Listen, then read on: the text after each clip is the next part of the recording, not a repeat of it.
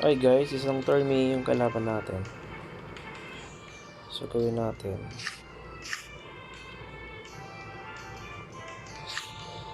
Bawasan muna natin yung plant niya.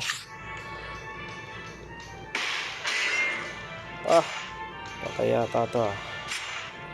Maka-stealan tayo ng card sa kanya, okay na tayo.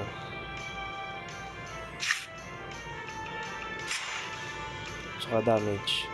Then, next round 3 cards na patay na yan. Kaso na-steal back. Galing. So I'm gonna kasi tignan ko tayo walang babalik. So try na natin siya. Yung plant niya.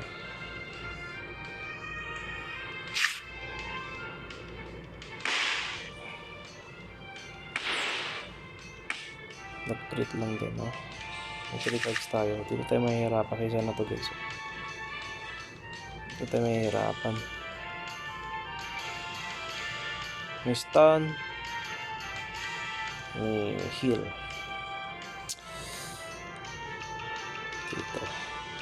Magpas ako. So, kagaya niyan. Mas mataas yung speed ko. So, try ulit natin. Yung beast. Talagang nag-iipon siya ng cards. So, tingnan yung cards niya. 10. Siguro ang cards nito is sabihin natin 10 ang cards niya. Nagsimula na siyang mata. Pinapak niya na yung beast. Ang problema na ito, may heal siya. So, yun no. Patay tayo dito guys. Challenging to. Na-stun niya pa.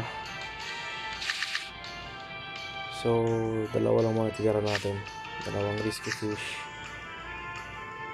Pwede kasing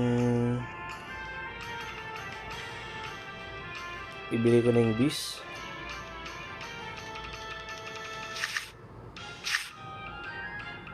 Pwede tinira niya rito. Invasion. Dalawa. Next round nito titira to ng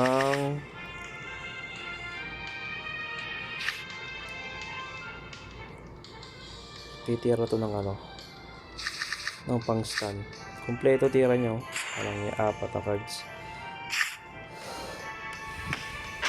So next round 4 ulit na cards yan.